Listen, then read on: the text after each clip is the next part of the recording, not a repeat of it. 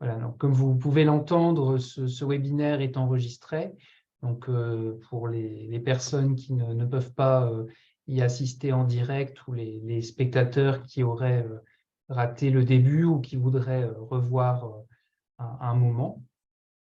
Donc, on s'était proposé à l'Omedit de faire un webinaire sur les erreurs médicamenteuses. Donc, comme vous le savez sans doute, il y a plusieurs établissements qui nous déclarent leurs erreurs médicamenteuses. Donc, c'est dans une démarche volontaire.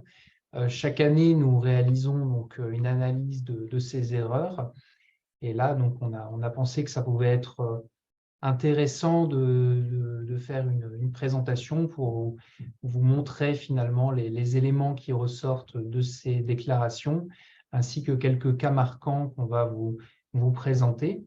On fera un temps d'échange à la fin, donc n'hésitez pas si vous voulez poser des questions.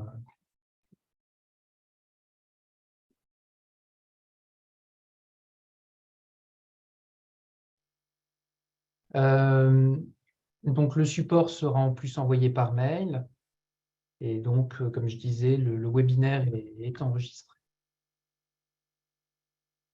Et si jamais vous avez une question, enfin, vous pouvez lever la main et inscrire la question dans la discussion en ligne.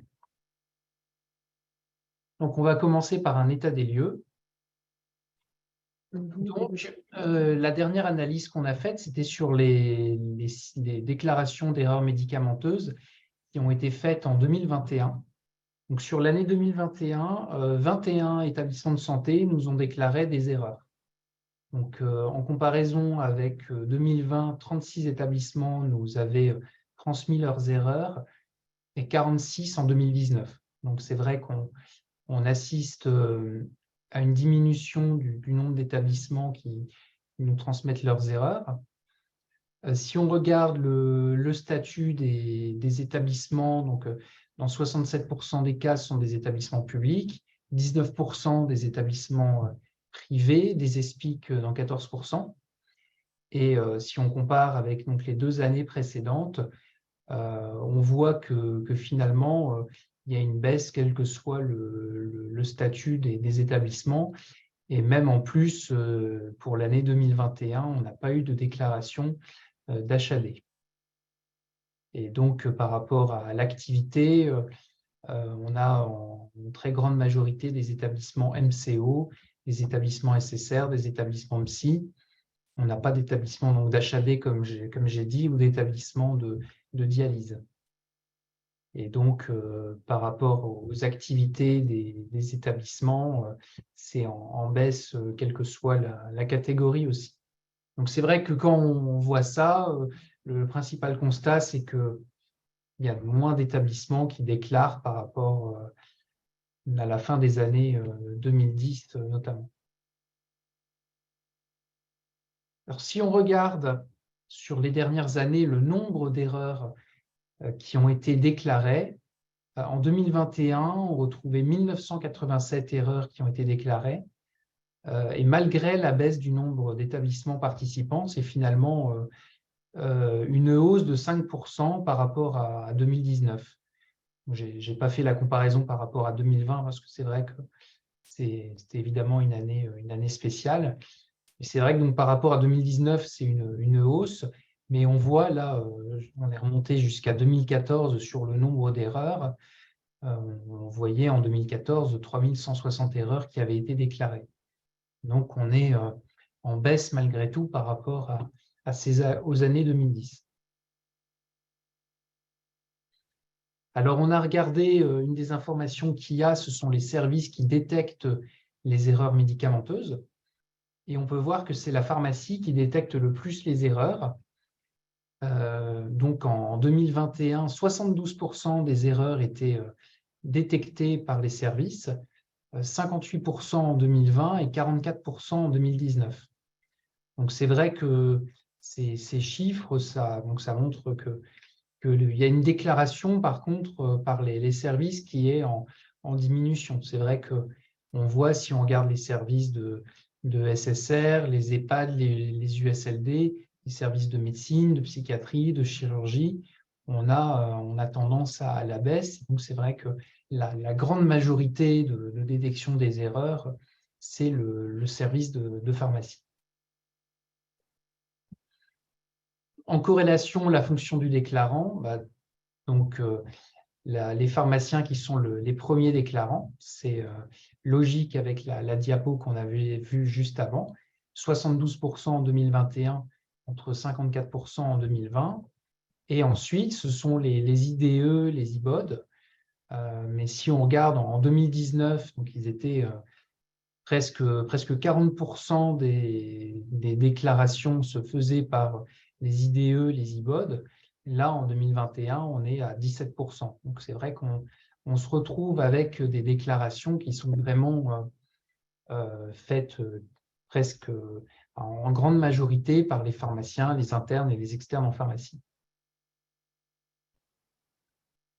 On a regardé l'étape qui était impactée par l'erreur médicamenteuse.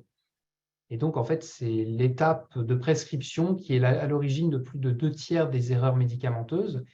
C'est en proportion croissante ces dernières années, 70% en 2021, on était à un peu plus de 50% en 2020 et à 45% en 2019.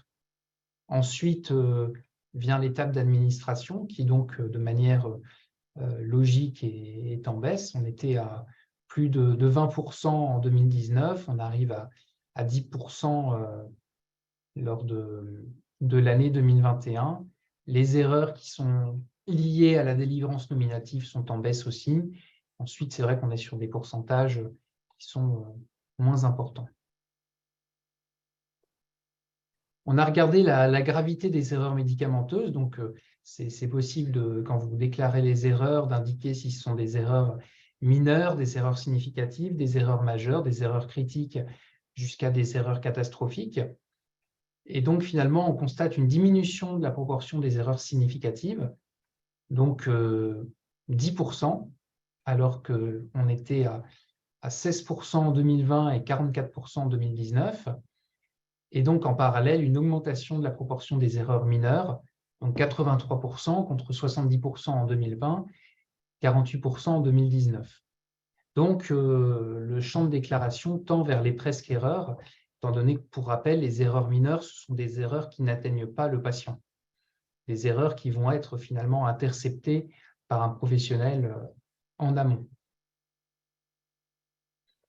Donc, de manière toujours en corrélation, le moment de détection de l'erreur, on a une diminution de la proportion des erreurs détectées après l'administration. Donc 25%, on avait 34% en 2020 et 27% en 2019. Et donc, si on cumule les erreurs détectées pendant et après l'administration, en 2021, ils sont en diminution, 29% contre 38% en 2020, 34% en 2019. Donc, finalement, avec toutes ces données qu'on a pu voir, on peut se poser des questions. Le fait qu'il y ait des erreurs, que les erreurs soient finalement détectées de plus en plus avant l'administration, que ce soit donc des erreurs de gravité mineure, est-ce qu'on a une efficacité des mesures barrières en progression, avec donc l'importance de l'analyse pharmaceutique, parce qu'on voit que finalement c'est le pharmacien, dans 70% des cas, le service de pharmacie qui va détecter l'erreur.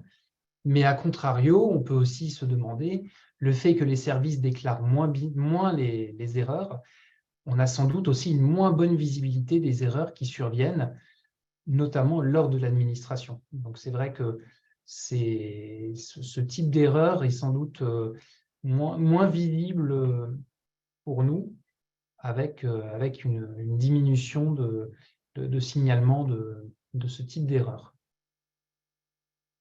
D'ailleurs, si on regarde le type d'erreur, près de la moitié des erreurs sont liées à la dose. Donc, ce sont en fait des erreurs qui sont repérées lors de l'analyse pharmaceutique. Donc, c'est en augmentation, étant donné la part de plus importante de détection par les pharmaciens.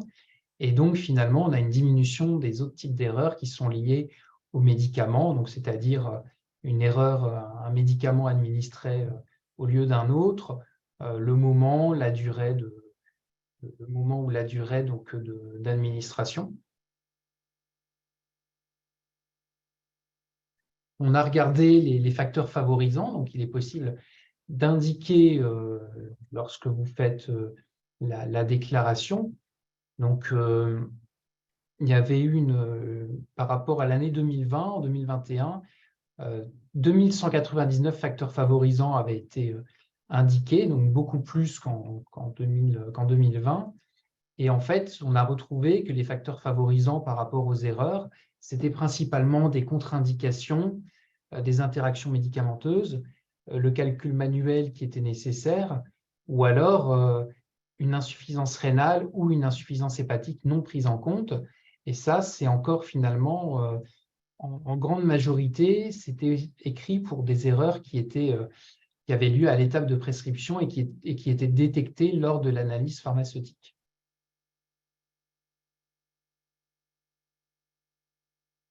On a regardé les retours d'expérience après des erreurs.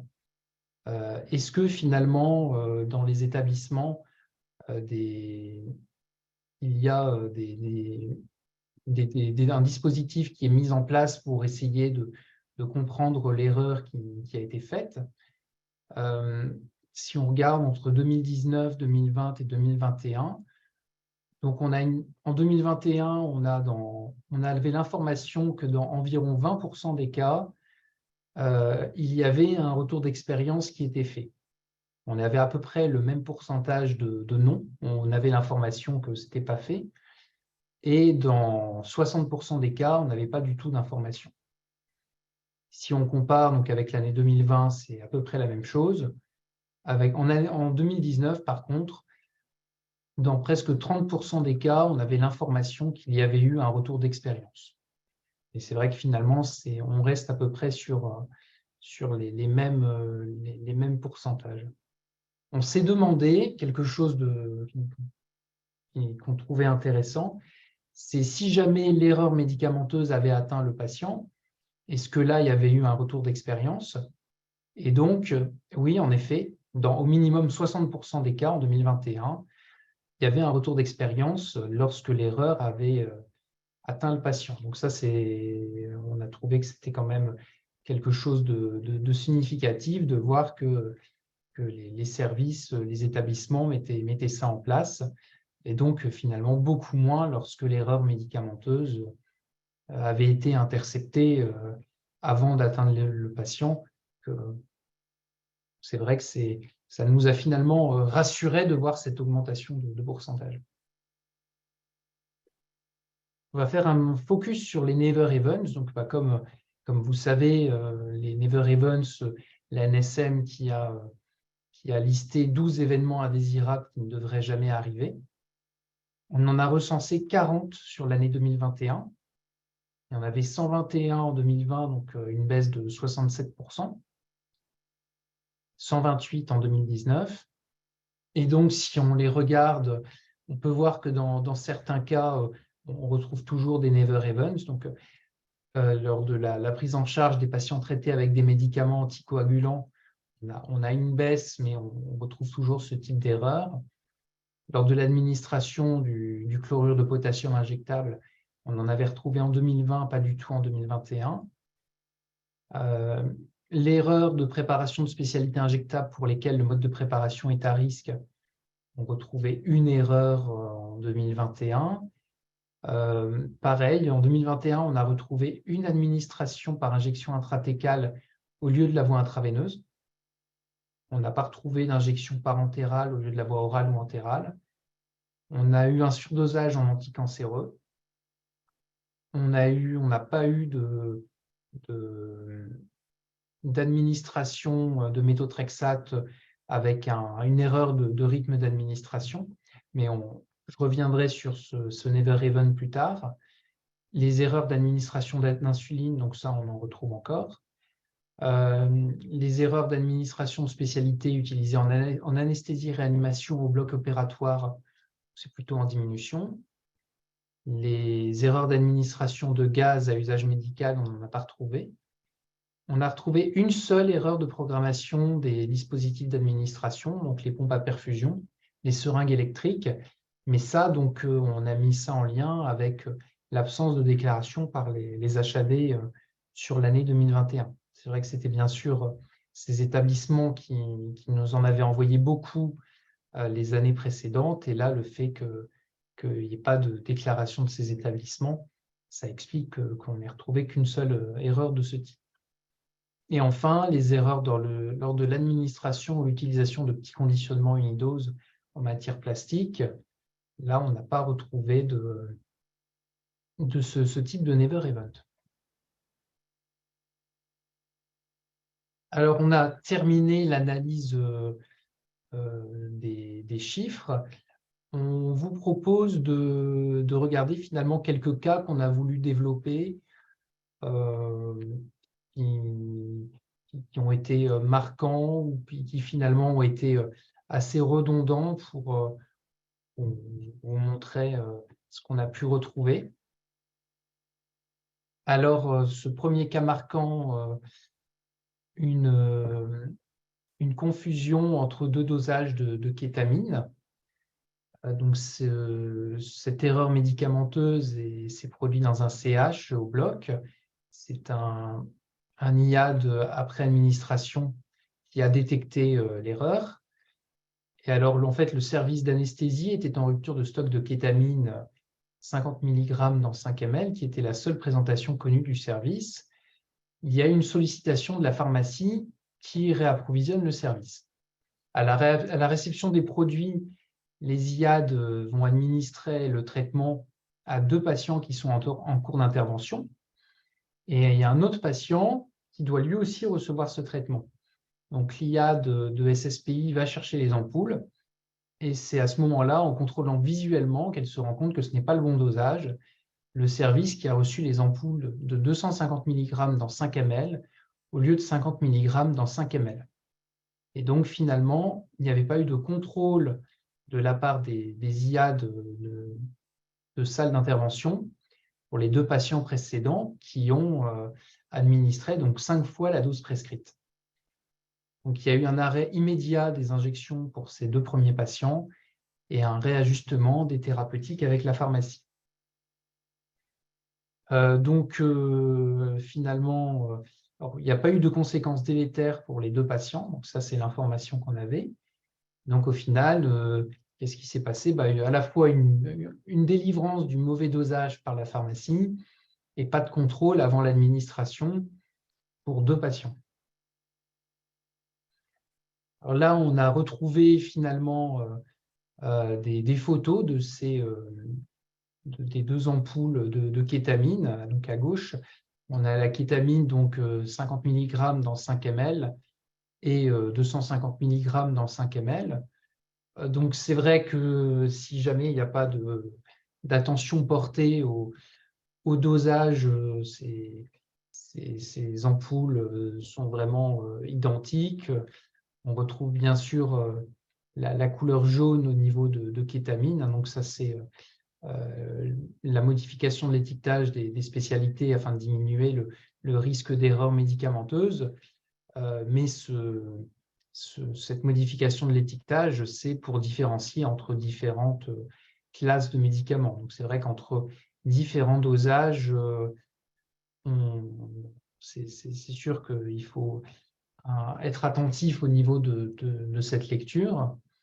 Les actions mises en place par l'établissement dans ce cas-là, un rappel de l'obligation de lecture complète lors de la délivrance, l'augmentation, la dotation de stupéfiants au bloc opératoire a été augmentée pour plus se retrouver en rupture en journée et de devoir refaire des approvisionnements.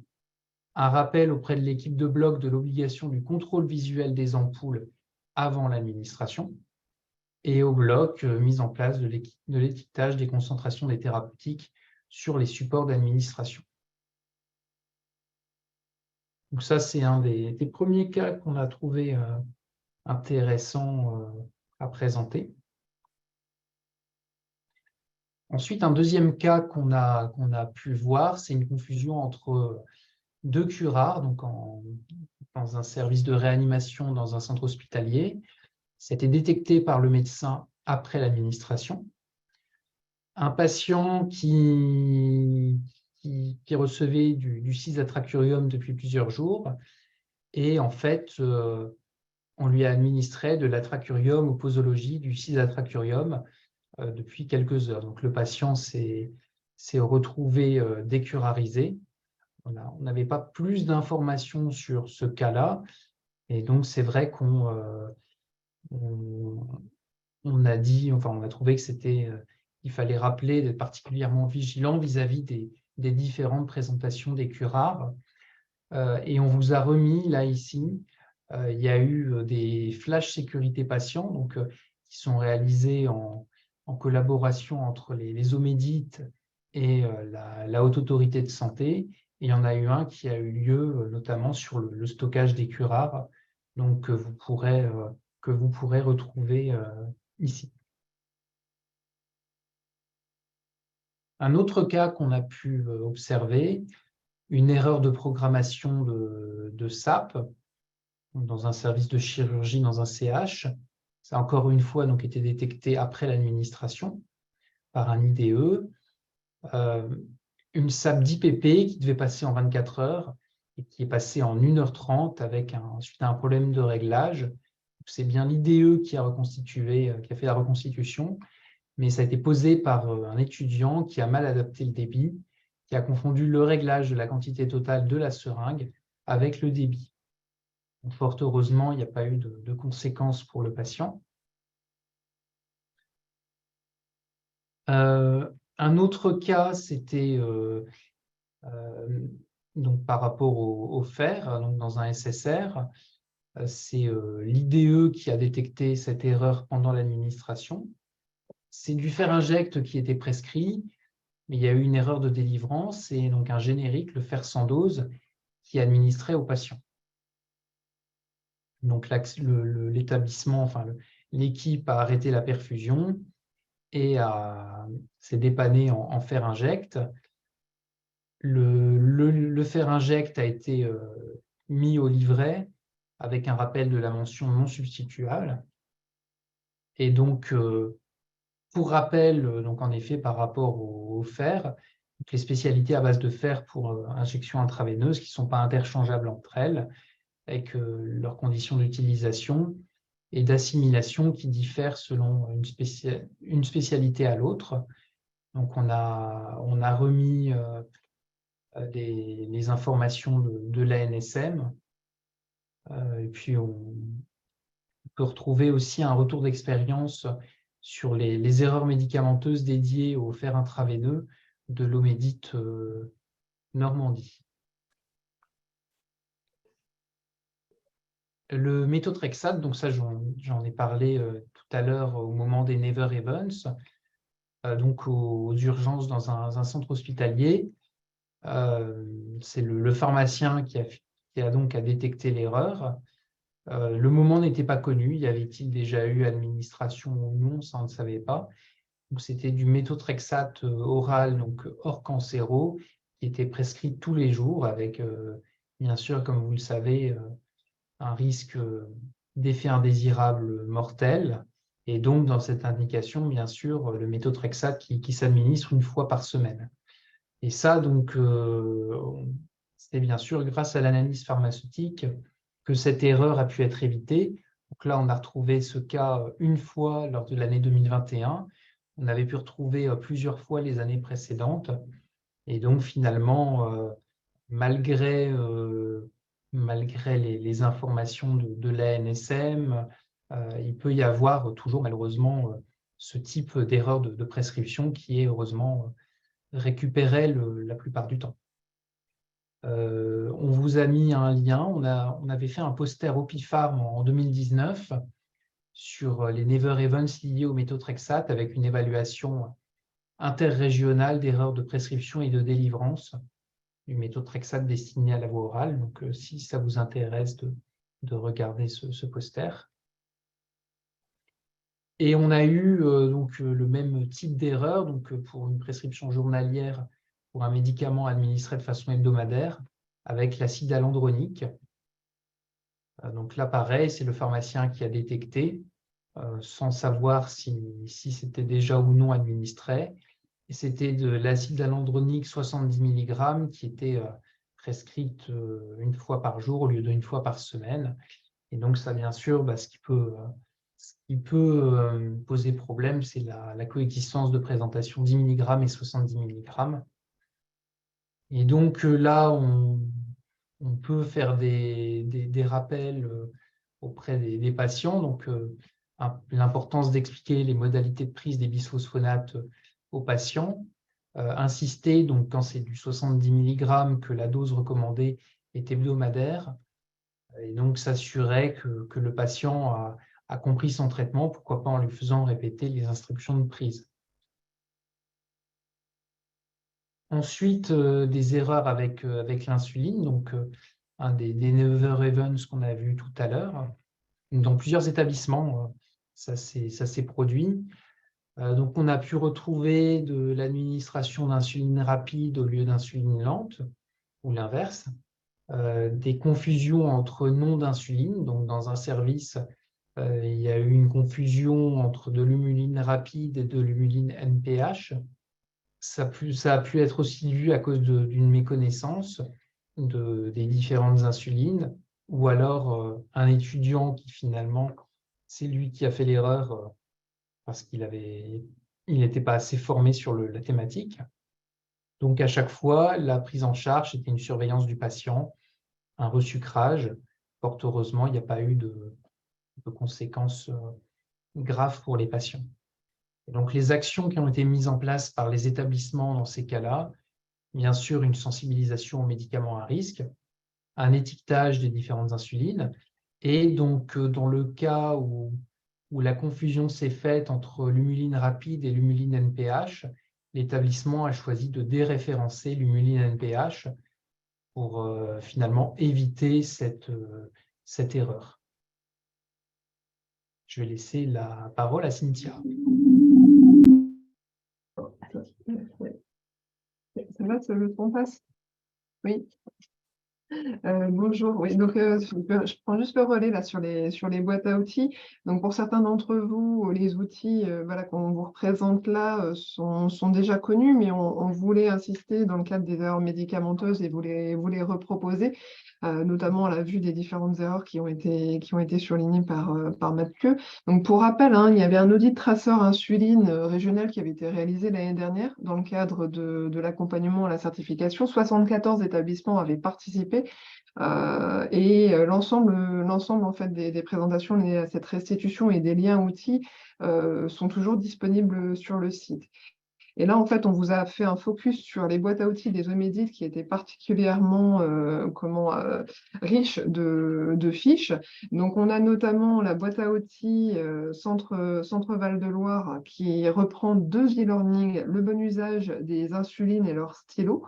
Et également un second e-learning en tant que Never Event Insuline, prévenir les erreurs médicamenteuses liées aux insulines. Donc là, vous avez les liens en fait rapides derrière les deux. Il y a des cours. Ah, pardon. Je vais prendre le micro. Attendez. Hop, tenez. Et donc, il y a deux e-learning et on a également des fiches outils. Donc là, vous voyez une première photo sur tout ce qui est stylo insuline, voie sous-cutanée, bien les identifier pour ne pas se tromper. Tout ce qui est lié également à la sécurisation du transport et au stockage des insulines, que ce soit en pharmacie ou en service. Et puis un rappel sur les fiches bon usage, que faire en cas de blocage. Et sur la diapo suivante, on vous a fait un focus en fait justement sur le bon usage des insulines avec les rappels sur le bon usage, à savoir sortir l'insuline du frigo, injecter sur une peau propre, tout ce qui est remise en suspension de l'insuline laiteuse, la purge du stylo, le poids perpendiculaire. Vous retrouvez en bas des diapos, donc il faut que tu avances la diapo suivante, Mathieu. Vous trouverez en fait sur le bas des diapos, derrière chacun des logos des Omedit de Centre Val-de-Loire, Bretagne et Pays de Loire, les liens directs vers leur fiche outils dédiés aux insulines. Je te laisse la main sur le suivant, sur la partie anticoagulant. Oui, merci Cynthia. Donc, pour reprendre les cas marquants qu'on a retrouvés, donc des erreurs avec des anticoagulants donc, qui font partie des never events. Donc ça, c'est vrai qu'on a repris parce que c'était redondant des administrations aux mauvais patients d'anticoagulants, que ce soit des anticoagulants oraux, donc AVK ou AOD, ou de l'héparine. Et donc, finalement, à chaque fois, donc dans plusieurs dans ces cas, ces nombreux cas, c'était un problème d'identito-vigilance donc, qui perdure malgré tout. On a remis un webinaire, le webinaire qui avait été fait sur l'identito-vigilance en 2021, donc, qui était intéressant, avec participation des différentes structures régionales et un e-learning d'un Omédit, bon usage des antiagrégants plaquettaires, des AVK et des anticoagulants oraux directs. Je te laisse, Cynthia. Et donc sur cette diapo, vous retrouverez des liens utiles vers la boîte à outils Normandie, boîte à outils anticoagulants. Donc, je vais essayer d'ailleurs de vous partager quelques outils rapides. Donc, c'est pareil, hein, c'est un extrait des cafés rencontres qu'on avait animés avec la RSQR sur tout ce qui était les cafés rencontres dédiés au MAR. On avait fait pas mal de focus sur les boîtes à outils. À ceci près qu'il y a eu une petite actualisation fin 2022 depuis une interne qui avait travaillé dans le cadre voilà, d'un groupe de travail au Médit a pu, avec le groupe de travail régional Normandie, aider à la parution en fait, d'un guide qui est disponible, un guide pratique de bon usage des anticoagulants qui est disponible en fait, sur le site de l'Eumédit Normandie. Donc, on vous a fait les liens là. Je vais essayer de le partager quelques secondes, s'il veut bien. Voilà. Donc en fait, vous avez ici sur la page de l'Eumédit Normandie le lien vers les fiches de bon usage des anticoagulants qu'on avait déjà présentées il y a de ça quelques temps, avec les fiches patients et les fiches professionnelles. Et vous retrouverez à ce même endroit le guide à télécharger qui est disponible et actualisé depuis fin 2022. Donc je ne sais pas si ça s'affiche, je vais essayer sinon de... C'est bon, ça passe?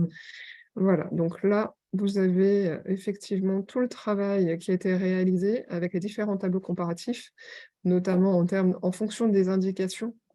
Vous avez les stratégies de prise en charge, les posologies et les conduites à tenir lors des interventions programmées ou des interventions non programmées, et notamment également toutes les modalités de relais entre héparine, AVK, AVK, héparine, AVK, AOD. Voilà, donc là, ça y est, c'est enfin dispo. C'est vrai que ça faisait à peu près 1 an et demi qu'on en entendait parler. Il n'y a pas forcément eu énormément de communication dessus, donc on profite de ce webinaire pour vous le présenter. Et je te relaisse la main. Sauf si tu veux que je repartage, tu me dis. Non, ça va aller, merci. Ah, c'est bon. Vous voyez mon écran là?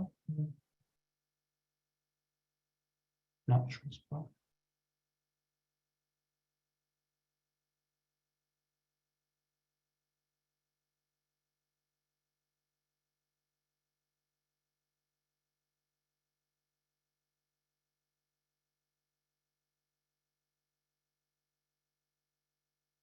Alors, donc, on a fini d'aborder les cas marquants. On a voulu, sur cette diapositive, vous faire un rappel sur les différents flashs sécurité patients qui ont pu être sortis par la Haute Autorité de Santé, donc en collaboration avec les Omédit. Donc, vous pouvez les retrouver sur notre site internet et donc plusieurs sont parus, donc que ce soit un général sur les médicaments à risque, sur le potassium, sur les dispositifs médicaux, sur les calculs de doses médicamenteuses, le stockage des curares, donc qu'on a déjà évoqué tout à l'heure, les changements de sonde nasogastrique, les patients sous neuroleptiques, les médicaments en pédiatrie aussi. Donc ça, vous pouvez les retrouver sur notre site internet. On vous a remis ici finalement les différents webinaires qui avaient été faits en collaboration et qui sont en lien avec les erreurs médicamenteuses. Donc, les erreurs médicamenteuses et l'identitovigilance qu'on a évoqué tout à l'heure. On avait fait une journée régionale pompe à perfusion et aussi lors de la semaine sécurité patient, donc un webinaire avait été fait. Donc, vous pouvez retrouver les replays sur notre site internet. Et enfin, donc, pour revenir sur le sujet d'importance qui est la déclaration des erreurs médicamenteuses, donc on a bien sûr, nous, notre formulaire qu'on envoie chaque année en deuxième partie d'année, donc pour vous proposer de nous déclarer les erreurs qui sont survenues dans vos établissements, que ce soit donc des erreurs qui ont atteint le patient ou non. Donc c'est la version date de 2020 avec un guide d'utilisation. Et puis aussi, il y a bien sûr le portail de signalement des événements sanitaires indésirables. Je propose à Valérie Gras ou Sophie Gauthier, donc des CRPV, si elles veulent dire un petit mot par rapport à ce portail.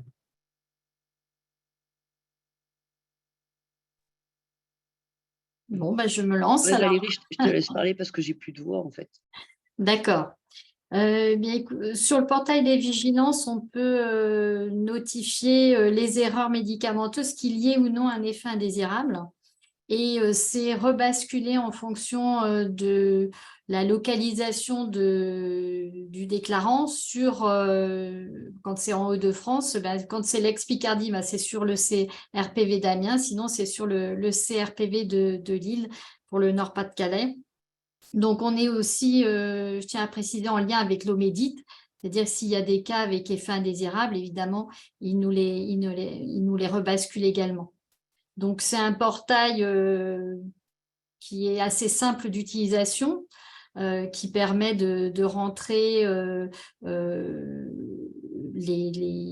on va dire rapidement les effets, les erreurs, hein, la description de l'erreur. Et puis après, de toute façon, nous, dans 100% des cas, on va rappeler le notificateur pour éventuellement avoir des précisions parce que toutes les données qui nous intéressent ne sont pas forcément rentrées au niveau de ce portail, mais qui est assez utile parce qu'il est facile à remplir pour les notificateurs, à mon avis. Il est en 5-10 minutes, même pas, 5 minutes. Et comme ça, nous, on a tout de suite repéré le problème et on peut rappeler le déclarant. Donc, pour ceux qui n'ont pas encore testé, ce portail, il est relativement simple par rapport au papier qu'on avait auparavant, qui était un peu plus compliqué, mais qui reste tout à fait possible pour signaler les erreurs médicamenteuses. Hein.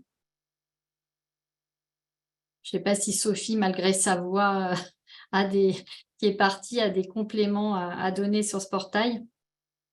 Non, mais je pense qu'effectivement, pour les établissements de santé qui veulent protocoliser, c'est pas inutile, c'est facile d'accès, c'est facile, ils ont les données sous le nez, donc c'est facile pour eux à remplir. Donc je pense que c'est un bon outil pour la déclaration, et puis après ça circule en fait à partir de cet outil-là, que ce soit au CRPV ou auprès de l'Omédit, donc parce qu'il y a les échanges au niveau de la RSS et tout ça, donc ça peut être un bon outil à partager. Alors, les erreurs sans effet indésirable, c'est possible que sans effet indésirable, on ne puisse plus. Mais en fait, on peut toujours aller sur le fichier déclaration d'un effet indésirable et on remplit en fonction. Enfin, nous, c'est ce qu'on fait.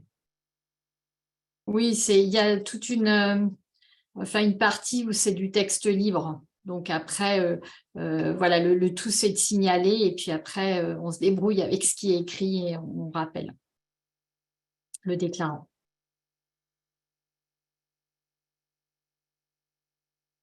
Merci Valérie, Sophie.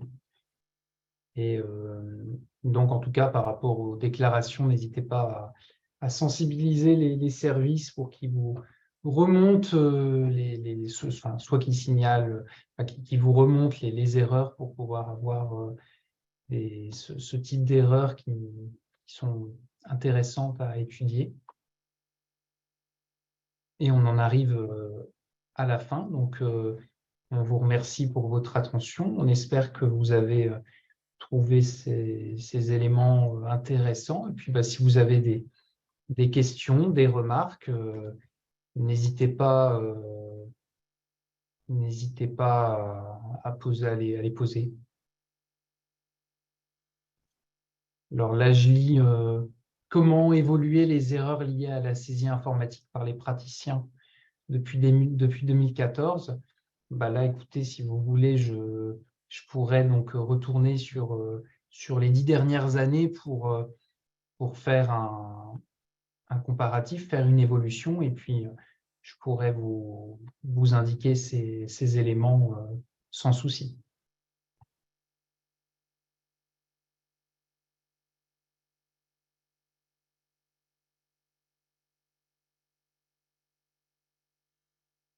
Valérie, tu veux intervenir? Oui, j'ai juste une remarque qui m'a interpellée quand tu as présenté le cas marquant sur les 2 dosages de kétamine, parce qu'on a eu strictement un cas très similaire qui nous a été signalé.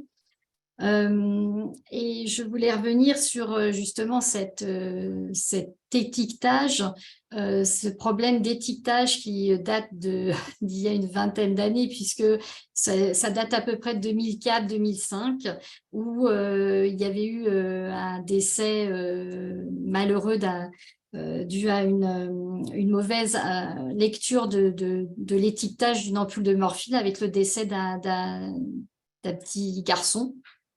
C'est à partir de là que la NSM a commencé à travailler sur l'harmonisation des étiquetages, en commençant, si vous vous en souvenez, sur tout ce qui était électrolyte, et en essayant ensuite de l'appliquer à d'autres ampoules, avec au départ le nom commercial, comme on le voit avec la kétamine, en dessous les dosages en milligrammes et la quantité, le volume, et puis la concentration et la voie d'administration. Donc, tout ça avait été fait pour essayer d'harmoniser et que ça soit plus facile, notamment pour les infirmières, de calculer les doses. Et puis récemment, on a coloré, il a été coloré suivant la classe thérapeutique. Les anesthésiques ont été colorés d'une certaine couleur, etc. Tout ça pour essayer de diminuer les erreurs. Et puis on voit que malgré tout ça, il y a quand même visiblement, ça pose encore des soucis.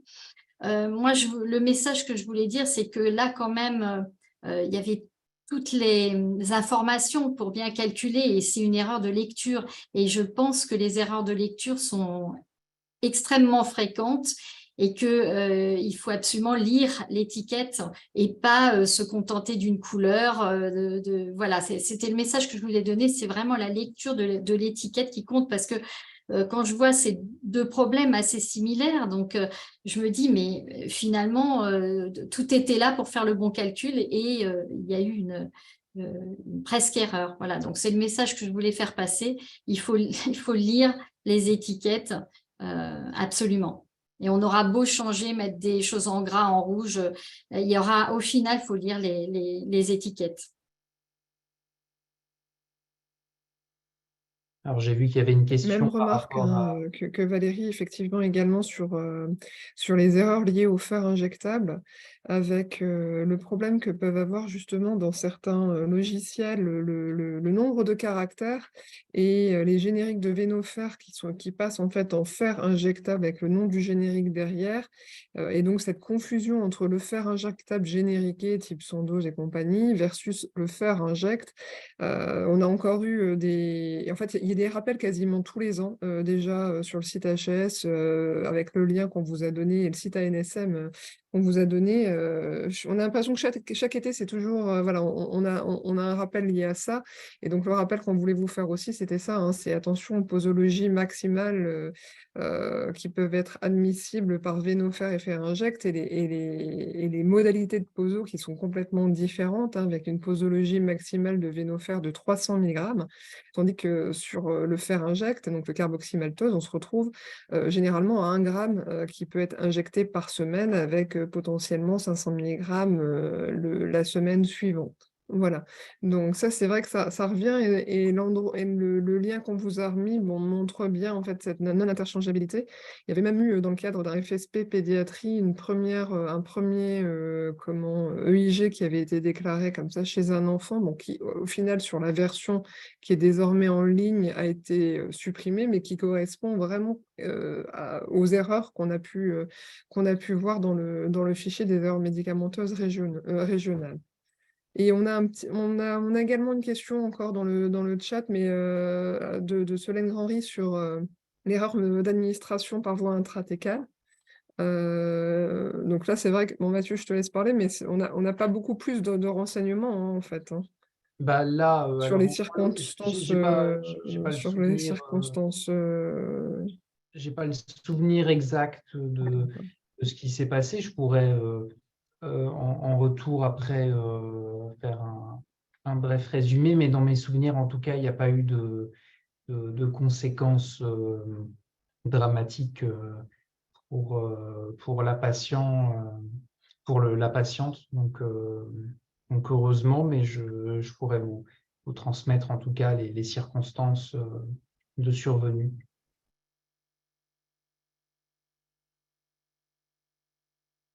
Voilà.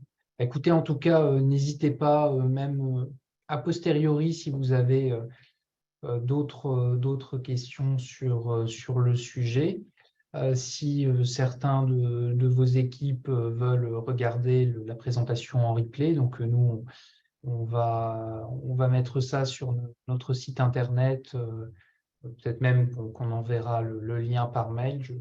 Je ne sais pas encore comment on va faire, mais en tout cas, n'hésitez pas à partager cette présentation si ça vous a intéressé, si vous pensez que ça peut intéresser d'autres professionnels.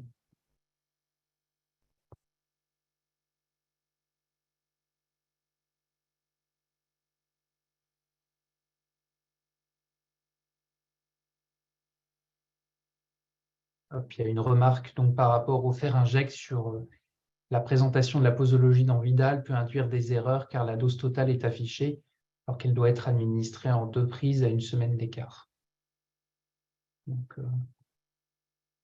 Ça, c'est important à faire remonter, ça, je l'ai noté, parce que on peut le faire remonter à la NSM et parfois ça permet d'obliger les laboratoires à préciser les choses pour éviter justement ces presque erreurs et éviter l'erreur évidemment au final.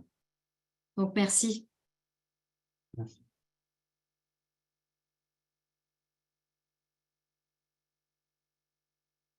S'il n'y a plus d'autres questions, on